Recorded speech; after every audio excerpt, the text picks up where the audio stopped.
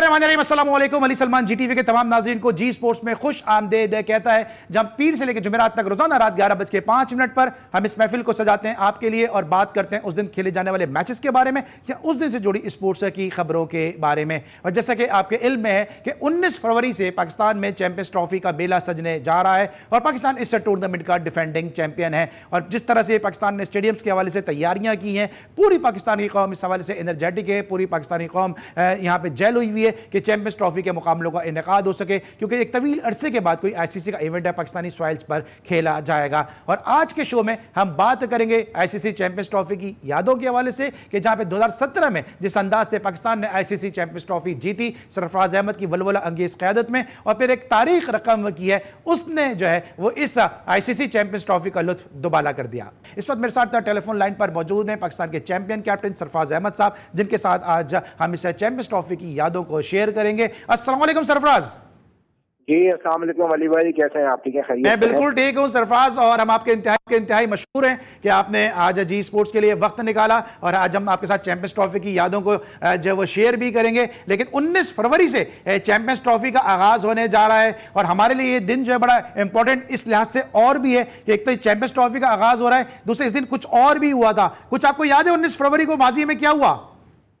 जी बिल्कुल याद है। 19 फरवरी को पाकिस्तान ने जो है वो 2006 श्रीलंका में इंडिया को हराकर अंडर-19 वर्ल्ड कप का टाइटल को डिफेंड किया था और जीता था। सरफराज अहमद के लिए भी 19 फरवरी का दिन बहुत इंपॉर्टेंट है, क्योंकि 19 फरवरी को सरफराज अहमद ने इंडियन अंडर-19 को फाइनल में कोलंबो में शिकस्त दी थी। उस मैच की जरा समरी पे एक निगाह डालते हैं कि जहां पे पाकिस्तान ने महज 109 रन स्कोर किए, रमीज राजा जूनियर ने 25 रन बनाए, नासिर जमशेद ने 18 रन बनाए और जवाब में सरफराज अहमद की जबरदस्त क़यादत और अनवर अली के 5 विकेटों की बदौलत 3 विकेटें अख्तर अयूब ने हासिल की। इसकी बदौलत पाकिस्तान ने 38 रन से एक नामुमकिन फतह जो है वो अपने नाम की है। सरफराज, आप पाकिस्तान के शायद वो वाहिद ही कैप्टन होंगे कि जिन्होंने 2 मरतबा इंडिया को फाइनल में शिकस्त दी है। उस मैच की क्या यादें हैं, क्योंकि उस टीम में आपके अगेंस्ट पीयूष चावला जैसे प्लेयर खेल रहे थे, चेतेश्वर पुजारा खेल रहे थे, साथ साथ रोहित शर्मा भी खेल रहे थे। देखिए वो बहुत ही इंडिया की बहुत ही स्ट्रांग टीम थी 2006 में। मुझे अच्छी तरह याद है कि उनकी बैटिंग बहुत ज्यादा स्ट्रांग थी, बॉलिंग तो थी, लेकिन जो उनकी बैटिंग थी थ्रू आउट पूरे टूर्नामेंट में उनके जो लोअर ऑर्डर की बैटिंग थी वो तो आ ही नहीं रही थी, क्योंकि रोहित शर्मा, चेतेश्वर पुजारा और जो उनके कैप्टन थे वो बड़ी अच्छी बैटिंग कर रहे थे। तो हम लोग बड़े लो स्कोरिंग पे आउट हो गए थे 109 रन पे। लेकिन उसके बाद जिस तरीके से हमारे बॉलर्स ने बॉलिंग की वो आई थिंक वो काबिल जीत थी। स्पेशली अनवर अली, जमशेद अहमद और अख्तर अयूब की जो बॉलिंग थी, आई थिंक उनकी बॉलिंग की वजह से पाकिस्तान ने जो है वो अंडर-19 का वर्ल्ड कप जीता। तो अच्छा लगता है जब भी 19 फरवरी आती है तो वीडियो क्लिप्स आती है, मजा आता है देख के। सरफराज, उस मैच में क्योंकि लोग इतना आपको जानते नहीं थे कि यंग बच्चा था सरफराज जो पाकिस्तान अंडर-19 को लीड कर रहा था, उस मैच में कोई प्रेशर था? क्योंकि उस मैच के बाद दुनिया ने जाना कि पाकिस्तान को एक बड़ा जबरदस्त कैप्टन मिल गया है। देखिए बिल्कुल बहुत मतलब प्रेशर था, क्योंकि लाइव टेलीकास्ट हो रहा था तो हर चीज उस लिहाज से हम लोगों के लिए एज अ यंग प्लेयर जो है वो बहुत जो है ना वो ऐसी थी कि बिल्कुल नई चीज थी। डेफिनेटली एक प्रेशर जरूर था अगेंस्ट इंडिया खेलने का, क्योंकि वो एक्सपीरियंस कभी ऐसा नहीं हुआ कि वो लाइव मैच में आपको हर चीज लाइव थी। इससे पहले सेमीफाइनल भी था, लेकिन फाइनल जो है वो वर्ल्ड वाइड जो है वो लाइव था प्रॉपर तरीके से, जिस तरीके से इंटरनेशनल मैचेस में देखा जाता था। हम देखते थे कि टॉस होता था, फिर टॉस के बाद आपका इंटरव्यू होता था। तो ये सारी चीजें नहीं, फिर ऊपर से मैच का बहुत ज्यादा प्रेशर था, क्योंकि हम लोग जब 109 पे आउट हो गए थे तो काफी ज्यादा टीम जो है वो प्रेशर में थी। लेकिन बस ये कि जब अल्लाह ताला ने इज्जत देनी होती है तो अल्लाह ताला फिर ऐसे ही इज्जत देता है। और हम लोग, मुझे अच्छी तरह याद है कोलंबो में हम लोग मैच खेल रहे थे और कोलंबो की सराउंडिंग ऐसी है कि वहाँ पे काफी ज्यादा मुस्लिम कम्युनिटी रहती है उसके आसपास ना, और वहाँ पे बहुत ज्यादा मस्जिद है। तो जब हमारी बॉलिंग स्टार्ट हुई तो बॉलिंग से पहले मतलब शाम के टाइम पे हमारी बॉलिंग स्टार्ट हुई, जब हमने उनके 6 आउट कर दिए थे तो उस वक्त जो है वो लंच ब्रेक हो गया था, क्योंकि हमारी बैटिंग जल्दी फिनिश हो गई थी तो मैच अर्ली स्टार्ट हो गया था हमारी बॉलिंग सेकेंड इनिंग में। तो जब हमारी दोबारा हम लोग फील्डिंग पे गए तो मगरिब का टाइम हो चुका था और नमाज अजानों की आवाजें आ रही थी, और उसी टाइम जो है पाकिस्तान ने जो है वो इंडिया को हरा के वो अपना अंडर-19 वर्ल्ड कप जीता। तो बड़ी अच्छी और खुशगवार यादें हैं अंडर-19 वर्ल्ड कप की। या फिर वहीं से सरफराज अहमद को यह एहसास हो गया कि अब मैं पाकिस्तान खेल सकता हूं? नहीं, मैं अली भाई ऐसा नहीं था। बस ये था कि आपको एक आप क्रिकेटर होता है जो भी स्टार्टिंग खेलता है कि उसको यही होता है कि यार ऑब्वियसली सबसे पहले टास्क ये होता है कि यार आपके पाकिस्तान को रिप्रेजेंट करना है अंडर-19 लेवल पे। फिर उसके आगे बाद स्टेप बाय स्टेप जो है मेरी पूरी क्रिकेट चली है, और अगर आप मेरा पूरा करियर उठा के देखें तो स्टेप बाय स्टेप सारी क्रिकेट खेली है। पहले जोन से अंडर-15 खेली, फिर 17 खेली, उसके बाद फिर 19 खेली, फिर कराची से खेले अंडर 19, फिर उसके बाद अंडर 19 पाकिस्तान को रिप्रेजेंट किया। फिर उसके बाद असल में जो जर्नी स्टार्ट हुई क्रिकेट की, फिर पाकिस्तान एकेडमी में, नेशनल क्रिकेट एकेडमी में नाम आया, फिर पाकिस्तान एकेडमी में खेले, पाकिस्तान ए में खेले, फिर उसके बाद जो है वो पाकिस्तान टीम में गए। फिर उसके बाद पीआईए जैसी मजबूत टीम में सिलेक्शन हुआ। और अक्सर मेरे शोज में साजिद खान होते हैं, वो बड़ा फखरिया इस बात को करते हैं कि सरफराज के साथ जितनी मेहनत हम लोगों ने की है, और आप भी बड़ा उनको जो है वो रिगार्ड करते हैं इस हवाले से। पीआईए ने आपकी जो प्रोफेशनल कैरियर उसमें कितना इंपॉर्टेंट रोल प्ले किया? देखिए बिल्कुल, मैं जब पीआईए में आया कि पहले मैं केएससी, मेरा डिपार्टमेंट का के इलेक्ट्रिक जो है, जो के इलेक्ट्रिक हो गया, वहाँ पे जफर अहमद साहब थे, वो हमें जो है वहाँ पर लेके गए। तो उनकी बड़ी खिदमत है कराची की क्रिकेट में। उन्होंने अपना बहुत अच्छे अच्छे प्लेयर जो है वो पाकिस्तान को दिया। और आई थिंक एक तरीके से वो नर्सरी होती थी, कराची क्रिकेट एक नर्सरी होती थी। और डिपार्टमेंट के लिए मैं समझता हूँ कि के इलेक्ट्रिक ऐसा एक डिपार्टमेंट था जो कि नर्सरी होता था वो डिपार्टमेंट के लिए। तो मैं केएससी से खेलने के बाद पाकिस्तान इंटरनेशनल एयरलाइन में गया वहाँ पे।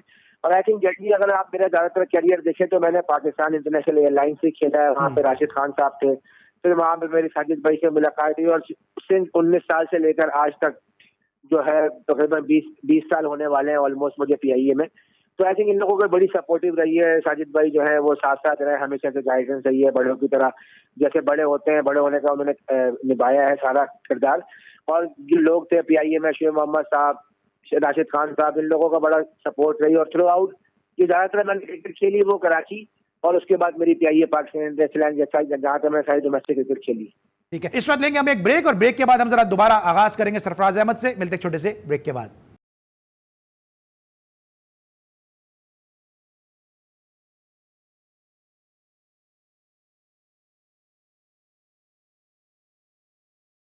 Welcome back after the break. और सरफराज अहमद साहब हमारे साथ मौजूद हैं, और इनसे हम जानेंगे इस चैंपियंस ट्रॉफी की जर्नी के हवाले से। सरफराज ये बताएं, मुझे याद है कि जब आप इस टूर्नामेंट में कैप्टनसी करने गए तो आप T20 के तो कैप्टन बन चुके थे, लेकिन आपको सिर्फ 3 वनडे इंटरनेशनल मैचेस की कप्तानी का तजुर्बा था, और फिर पहले ही मैच आईसीसी इवेंट का इंडिया जैसी टीम के सामने, कैसा एक्सपीरियंस रहा? देखिए वो अगर आप उस मैच की बात करते हैं तो आई थिंक मैं समझता हूँ कि मैंने इंडिया के अगेंस्ट काफी मतलब 3-4 मैचेस खेले थे। वो मुझे एक्सपीरियंस था एज अ प्लेयर खेलने का, लेकिन एज अ कैप्टन जो है वो एक डिफरेंट एक्सपीरियंस था, एटमॉस्फेयर डिफरेंट था। और मैं समझता हूँ कि एज अ टीम जो है वो हम वो वाला मैच जो है वो अच्छा नहीं खेल पाए। कुछ कैप्टनशिप में भी जो है वो गलतियां हुई। उसके अलावा ओवरऑल हमने जो पूरे तीनों शोबों में, खेल के शोबों में अच्छी कारकर्दगी पेश नहीं की। लेकिन जो उसके बाद हमने जिस तरीके से बाउंस बैक किया, हमारी मीटिंग्स हुई, और बड़ी अच्छी मीटिंग रही जिसमें हमारे सीनियर प्लेयर्स, हमारी मैनेजमेंट ने बड़ी अच्छी बातें की। और उस मीटिंग को हमने बड़ा पॉजिटिव लिया। और यही इस मीटिंग में यही बात हुई कि अगर हमने इस तरीके से क्रिकेट खेलनी है तो हम सिर्फ इस टूर्नामेंट में नहीं, हम आगे भी अच्छी क्रिकेट नहीं खेल पाएंगे जो फॉरवर्ड जो है क्रिकेट आ रही है। तो आई थिंक वो बड़ा पॉजिटिव मीटिंग थी। और उसके बाद जो है वो जिस तरीके से टीम ने कमबैक किया वो सब आप सबके सामने ही है। ठीक है, और अब इंडिया के मैच के बाद अगले मैचेस की तरफ आते हैं कि जहां पे फिर आपने फखर जमान को जो है वो डेब्यू करवाया। एक टीम की अप्रोच बड़ी एग्रेसिव नजर आई है, सरफराज अहमद एंड कंपनी मुख्तलिफ टीम के रूप में नजर आई। तो ये मिकी ऑर्थर का ये डिसीजन था या आप दोनों ने मिलकर इस बात को डिसाइड किया था?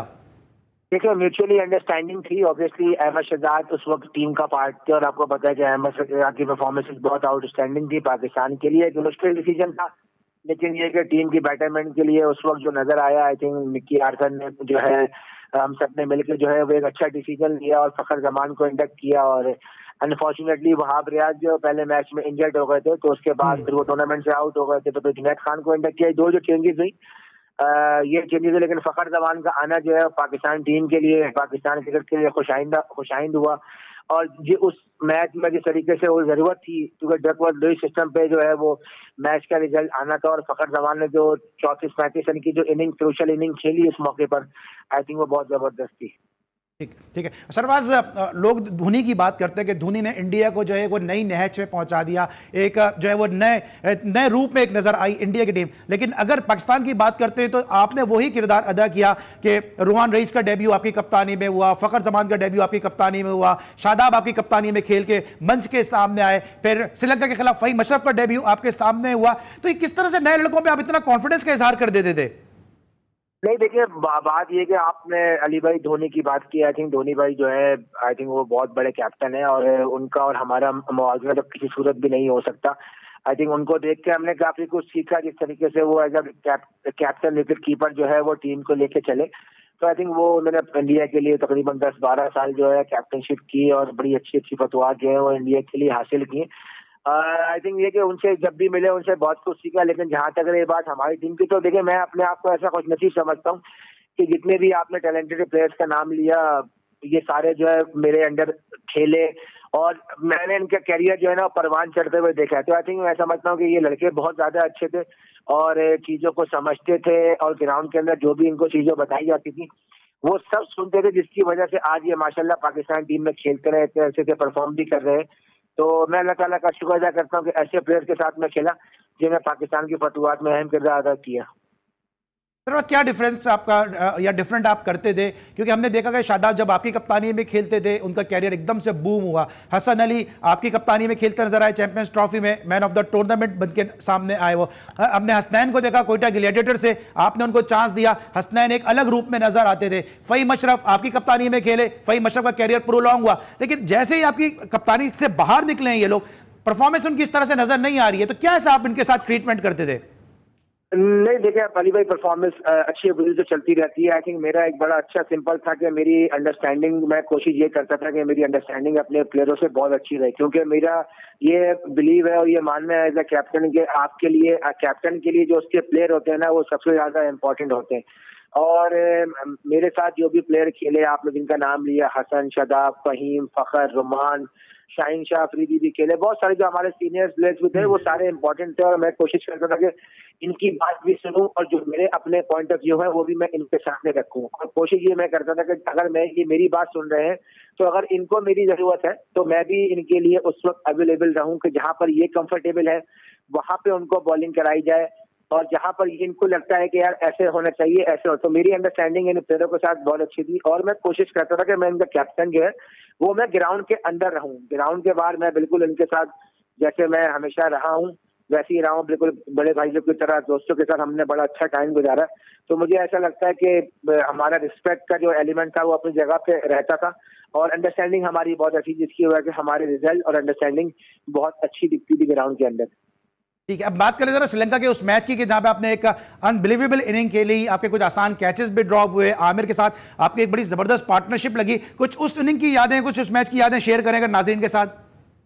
ठीक है, बिल्कुल वो बड़ा इंपॉर्टेंट मैच था हमारे लिए, एक तरीके से क्वार्टर फाइनल मैच था और हमने बड़ा अच्छा कमबैक किया था श्रीलंका के अगेंस्ट। बीच में उनकी पार्टनरशिप लग गई थी, फिर आमिर ने आके 2 आउट किए, डिक वेलक और मैथ्यूज को, फिर उसके बाद बड़ा हमने अच्छा कमबैक किया मैच में और हमारा स्टार्ट बहुत अच्छा हुआ था बैटिंग का। अजहर अली और फखर जमान ने बड़ी शानदार ओपनिंग का आगाज किया था, लेकिन अनफॉर्चुनेटली हमारा एकदम क्लैप्स हुआ और आउट हो गए। तो जब मैं और आमिर बैटिंग करने लगे थे तो उस वक्त 75 रन थे और मेरे ख्याल से मुझे अपने से ज्यादा आमिर का प्रेशर था कि यार जिस तरीके से बॉल एकदम सीम अराउंड होना शुरू हुआ था, लेकिन आमिर मैं समझता हूँ कि मेरी इतनी अच्छी बैटिंग नहीं, इतनी आमिर ने अच्छी बैटिंग की। इन कि मेरे कैचेज जरूर छूटे, लेकिन जो आमिर की 25 रन की इनिंग थी वो मेरी इनिंग से बहुत इंपॉर्टेंट थी। जिस तरीके से उसने उस प्रेशर को हैंडल किया और आखिरकार मेरे साथ खेला, आई थिंक वो बहुत जबरदस्त था।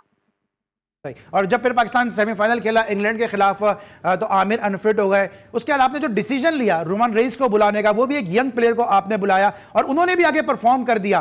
तो उस वक्त किस्मत की देवी पूरी तरह मेहरबान थी आपके ऊपर या कुछ मखसूस कोई दुआएं पढ़ रहे थे आप?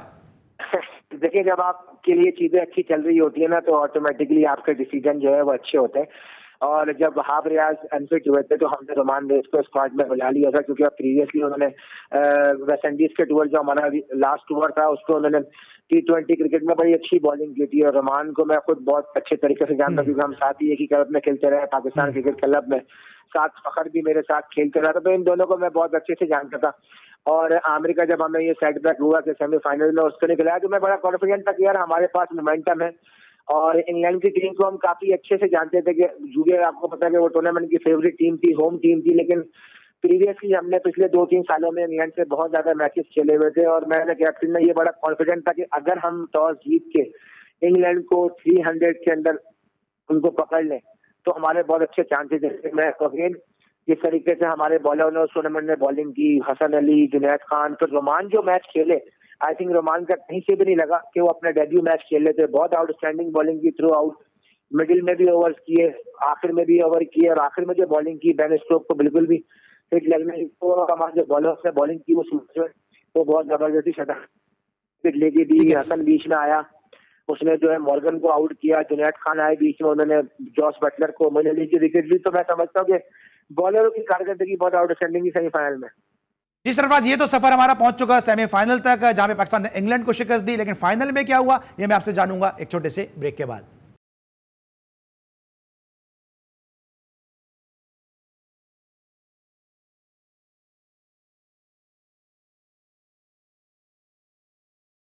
Welcome back after the break. Sarfaraz Ahmed साहब हमारे साथ मौजूद हैं, पाकिस्तान के चैंपियन कैप्टन। और इससे पहले कि हम फाइनल को डिस्कस करें, जरा एक नजर डालेंगे फाइनल की समरी पर।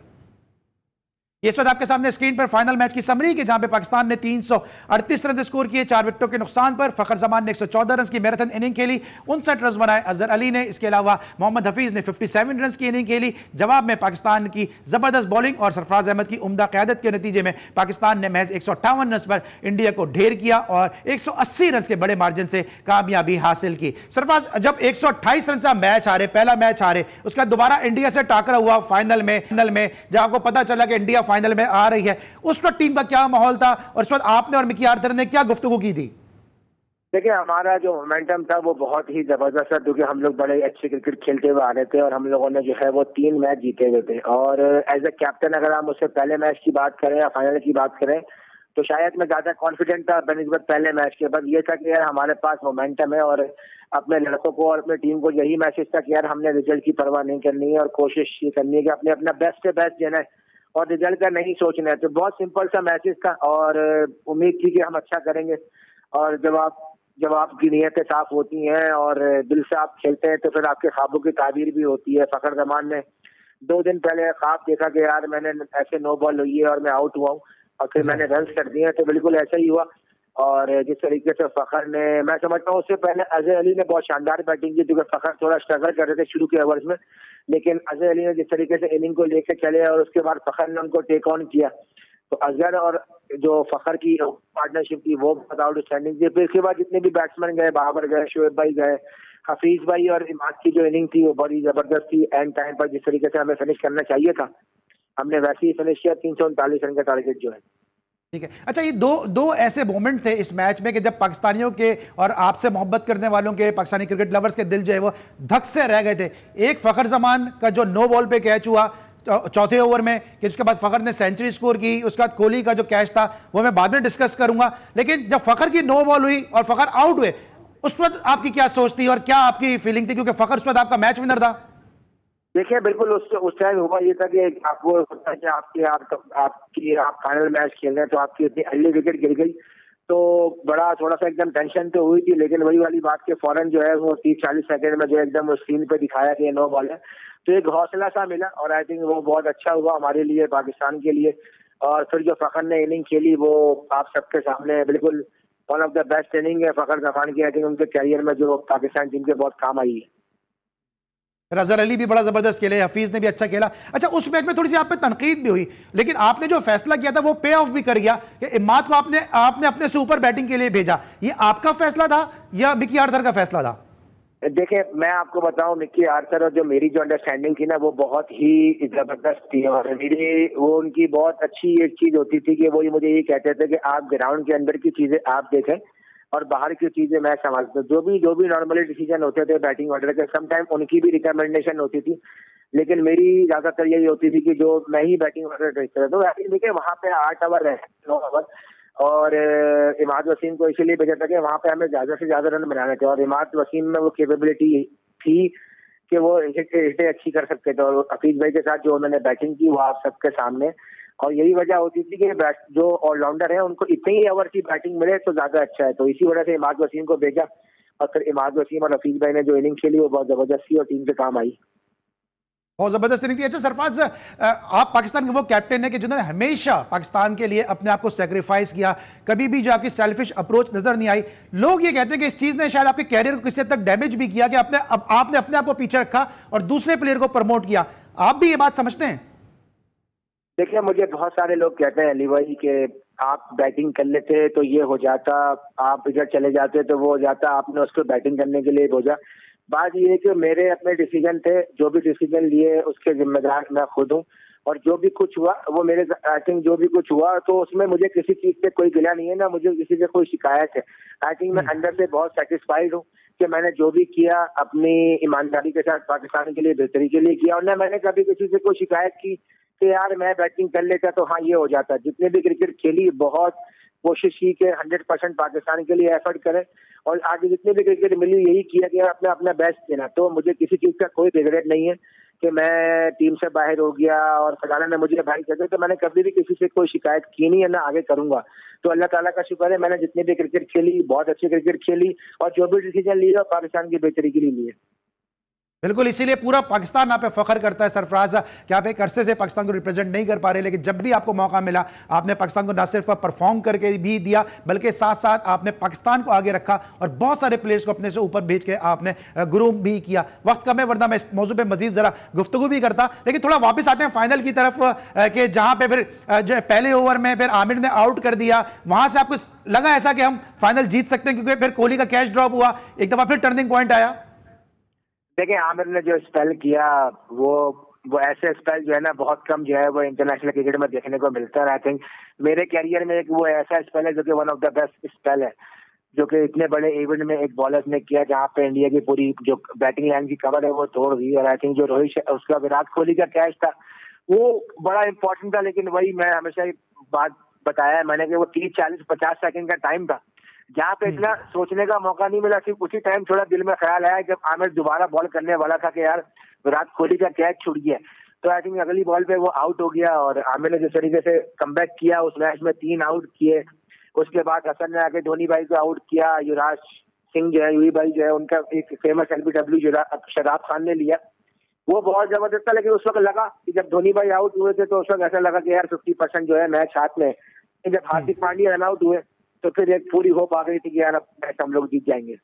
ठीक है, अच्छा एक और चीज जो आपके हक में गई और आपने बोल्ड एंड ब्रेव डिसीजन लिया कि रोमान रईस सेमीफाइनल में अच्छा बॉल कर आए थे, अच्छी परफॉर्मेंस देकर आए थे, फिर कोई और शायद होता तो शायद रोमान रईस को कंटिन्यू करता, लेकिन आपने फिर उनको जो है रेस्ट कराया और फिर आमिर को वापस लेकर आए क्योंकि जो है वो फिट हो गए थे। देखिए आमिर जो है वो मेन बॉलर थे और अनफॉर्चुनेटली उनको बैक स्पैज्म हो गया था। तो यही होता है कि क्योंकि आमिर का एक एक्सपीरियंस था, क्योंकि आमिर खेलते हुए चले आ रहे थे। रोमान ने बहुत आउटस्टैंडिंग बॉलिंग की थी और हमने प्रोबेबल बनाए थे उसके लिए हमने 12 का स्क्वाड ही हमने उसमें रखा था कि यार 12 में से हम 11 पिक करेंगे। तो आई थिंक जो हमने कोशिश यही की थी जो बेस्ट पॉसिबल प्लेइंग 11 है वो खिलाएं और जो लड़के फिट हैं उनको खिलाएं। तो आई थिंक रोमान ने जब खेला वो बहुत आउटस्टैंडिंग खेले, लेकिन ये कि आमिर जो है हमारी फर्स्ट प्रायोरिटी थी, तो इसलिए हम आमिर के साथ गए और आमिर ने जो बॉलिंग की वो बहुत जबरदस्त थी।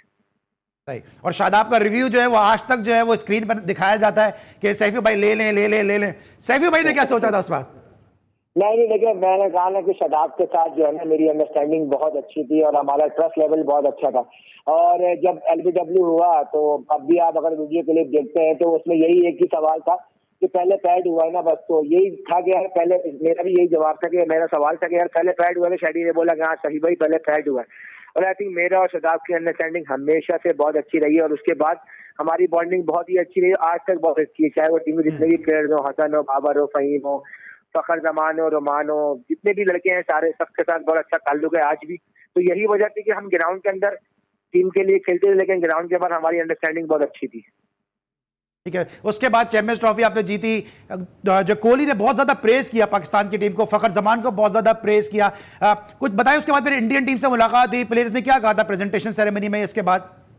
नहीं देखिए जब हम लोग उसके सेरेमनी के लिए खड़े हुए थे, जो हमारे इंडियन हमारे प्लेयर्स थे सीनियर प्लेयर्स, तो वो धोनी भाई के साथ खड़े हुए थे, यूवी भाई के साथ खड़े हुए थे, क्योंकि वो लोग पहले खेल चुके थे। और मैंने हमेशा देखा है कि पाकिस्तान और इंडिया के जो प्लेयर्स हैं उनकी आपस में दोस्ती जो है वो हमेशा से बहुत अच्छी रही है। अनफॉर्चुनेटली पिछले कुछ सालों में पाकिस्तान के मैचेस नहीं हुए, लेकिन अगर आप पिछले रिसेंटली पास में आप देखें जितनी पाकिस्तान के इंडिया के मैचेस हुए हैं तो आपने देखा होगा कि बहुत ज्यादा ऐसी क्लिप्स आई जिसमें पाकिस्तान के प्लेयर्स और इंडिया के प्लेयर आपस में बैठ के गपशप कर रहे हैं, बातें कर रहे हैं।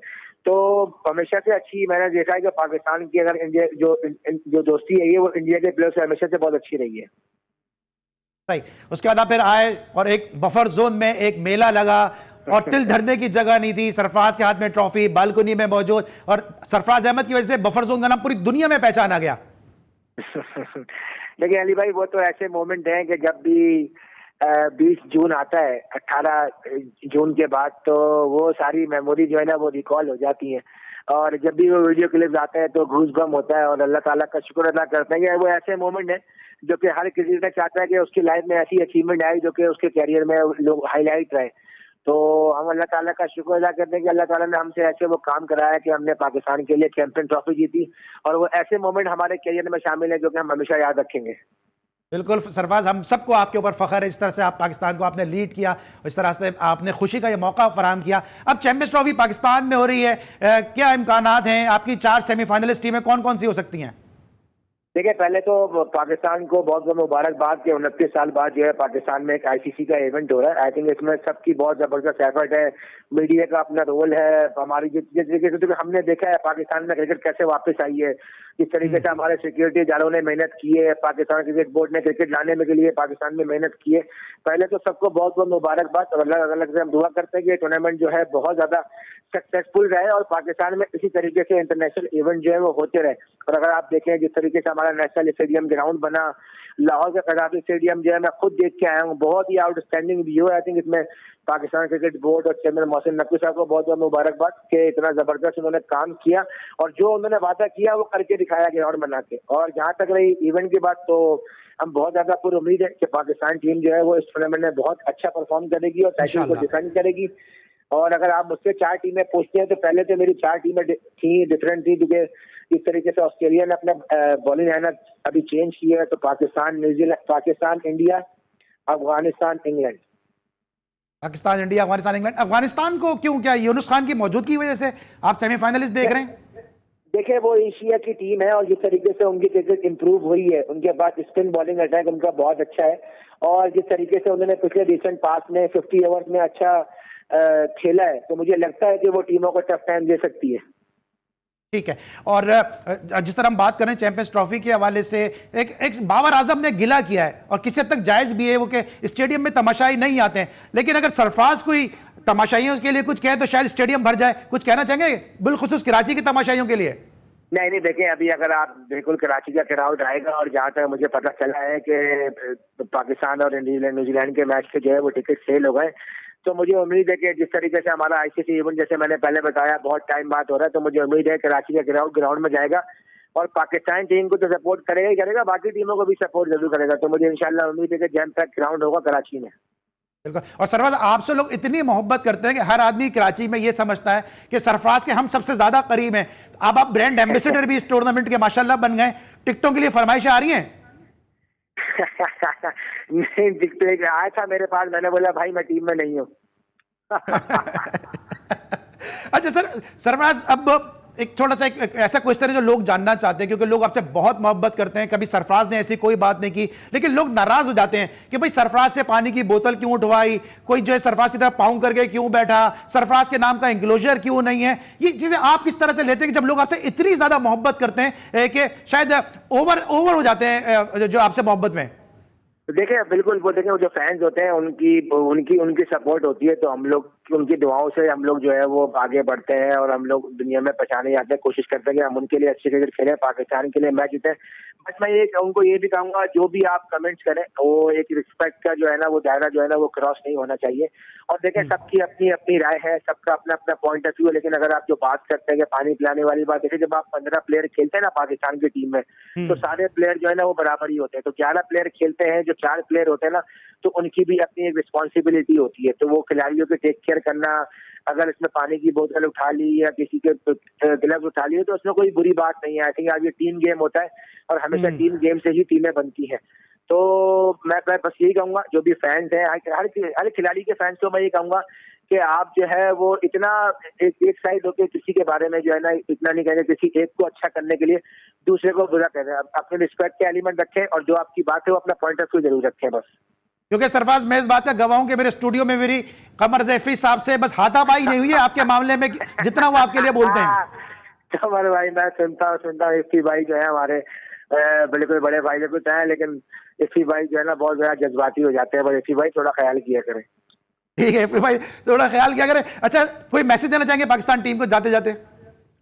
देखिए, नेक तमन्ना है पाकिस्तान टीम के साथ है, और जिस तरीके से पाकिस्तान टीम जो है वो अच्छी क्रिकेट खेलते चली आ रही है, लास्ट रिसेंटली 1-2 महीने में साउथ अफ्रीका में सीरीज जीती है, ऑस्ट्रेलिया में सीरीज जीती है, तो मुझे पूरी उम्मीद है कि होम क्राउड का एडवांटेज जरूर होगा और इंशाल्लाह हम उम्मीद करते हैं कि पाकिस्तान इस टूर्नामेंट में बहुत अच्छी क्रिकेट खेलेगा और अपने टाइटल को डिफेंड करेगा।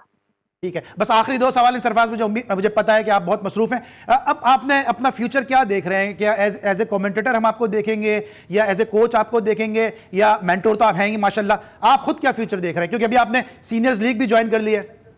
देखिए ऑब्वियसली कोशिश तो यही है कि क्रिकेट के साथ ही मुंसलिक रहे। आप लेट्स सी के देखते हैं कि किस तरफ जो है करवट बैठता है। जाहिर सी बात है एक टाइम आता है हर प्लेयर का जब उसने दूसरी तरफ भी देखना होता है, तो मुझे ऐसा लगता है कि शायद मैं क्रिकेट छोड़ने के बाद क्रिकेट की फील्ड में रहूंगा।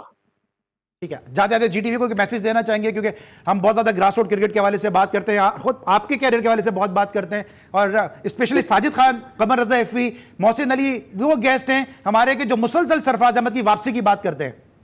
देखिए जितने भी आपने अपने पैनल का नाम लिया, मोहसिन भाई हैं, एफवी भाई हैं, साजिद भाई हैं, पहले सबको बहुत बहुत सलाम और बहुत शुक्रिया आपकी सपोर्ट का। बस आपसे ये कहता हूँ कि बस आप दुआओं में याद रखें अपनी। और जहां तक रही जीटीवी की बात, तो जीटीवी देखिए हमेशा से क्रिकेट को सपोर्ट करता है और जो भी डोमेस्टिक के परफॉर्मर्स होते हैं उनके लिए बात करता है और स्पोर्ट्स की ग्रोथ के लिए अहम किरदार अदा करता है। आई थिंक अगर कोई स्पोर्ट्स का चैनल है वो अगर स्पोर्ट्स को प्रमोट करेगा तो हमारी पाकिस्तान के लिए बहुत ज्यादा जरूरी है, क्योंकि हमने सिर्फ क्रिकेट को प्रमोट नहीं करना है, हमने जो जितने भी हमारे स्पोर्ट्स के शोबे हैं उन सबको प्रमोट करना है। तो आई थिंक जीटीवी इसमें बहुत अच्छा अहम किरदार अदा करता है और मुझे उम्मीद है कि आप इस अच्छे अपने काम को जारी रखेंगे। Thank you so much. Sarfaraz Ahmed हमारे साथ मौजूद थे, पाकिस्तान के चैंपियन कैप्टन। आपने देखा कि सरफराज ना सिर्फ जबरदस्त प्लेयर, जबरदस्त कप्तान, जबरदस्त मेंटोर, और जो सरफराज ने पाकिस्तान की क्रिकेट में अनमिट नखूश छोड़े वो यकीनी तौर पे वो जो है पाकिस्तान की क्रिकेट हिस्ट्री में हमेशा याद रखे जाएंगे। और आपने देखा कि दुनिया भले कुछ भी कहती रहे, लेकिन सरफराज अहमद जो है वो मुसलसल इस बात को कहते नजर आते हैं कि पाकिस्तान सबसे पहले है। अगर उन्होंने अपने आप को सेक्रीफाइस किया तो उस पर उनको कोई रिग्रेट भी नहीं है, और यही एक चैंपियन और एक फातेह कप्तान की निशानी भी है। 19 फरवरी से चैंपियंस ट्रॉफी का आगाज हो रहा है, लेकिन कल से हमारी जो है वो स्पेशल ट्रांसमिशन का आगाज हो रहा है। जम के खेलेंगे, दिल से खेलेंगे, मिल के खेलेंगे आज साथ, जीत में होंगे सबके साथ। आईसीसी चैंपियंस ट्रॉफी के सनसनीखेज मुकाबले, पाकिस्तान करेगा दुनिया की 8 बेहतरीन क्रिकेट टीमों की मेजबानी। चैंपियंस ट्रॉफी के रंगारंग और सनसनीखेज मुकाबलों पर बात होगी अली सलमान के साथ जीटीवी की स्क्रीन पर। जीटीवी ला रहा है क्रिकेट माहिरीन का एक बड़ा पैनल, जिसमें होंगे माजी के अजीम क्रिकेटर तौसीफ अहमद, क्रिकेट मुकाबलों को करीब से देखने वाले सीनियर सहाफी और तज्जियाकार अब्दुल माजिद भट्टी, अपने वक्त के जारहाना बल्लेबाज और क्रिकेट तज्जियाकार साजिद खान, और सबसे बढ़कर अपनी करारी बातों से नाज़रीन के दिल जीतने वाले स्पोर्ट्स तज्जियाकार कमर रजा, असगर अजीम और मोहसिन घीवाला भी होंगे पैनल का हिस्सा। बात अभी खत्म नहीं हुई। लाहौर, कराची, रावलपिंडी और दुबई के मैदानों से हम रखेंगे आपको बाखबर, और सोशल मीडिया पर सारा शफी और नकीम मुस्तफा बताएंगे जीत से लेकर हार तक की सारी वजूहात। तो मनाएं जश्न चैंपियंस ट्रॉफी हमारे साथ 19 फरवरी से 9 मार्च तक, सिर्फ जीटीवी पर। जीत में होंगे सबके साथ। जी नाज़रीन, आपने देखा कि जो है कल से हमारी स्पेशल ट्रांसमिशन का आगाज़ हो रहा है, कि जिसमें हमारी जो स्पेशल ट्रांसमिशन है उसमें मेरे और ज़ारा शफ़ी के साथ तौसीफ अहमद जैसे लेजेंडरी क्रिकेटर मौजूद होंगे। इनके अलावा जो है वो सहाफ़त का, स्पोर्ट जर्नलिज्म का एक बहुत बड़ा नाम माजिद भट्टी साहब होंगे, कमर रज़ा एफवी साहब, मोहसिन घीवाला, असगर अजीम। ये ज़बरदस्त जो हमारा पैनल है उसको आप देख सकेंगे। इसके साथ साथ हमारे सोशल मीडिया पर आप फैज़ान मुस्तफ़ा नकी और ज़ारा शफ़ी का भरपूर तबसरा और तज्जिया भी देख सकेंगे। तो स्पेशल ट्रांसमिशन में जीटीवी के साथ जुड़े रहिएगा। अली सलमान को इजाजत दीजिए, अपना बहुत ख्याल रखिए, अल्लाह हाफ़िज़।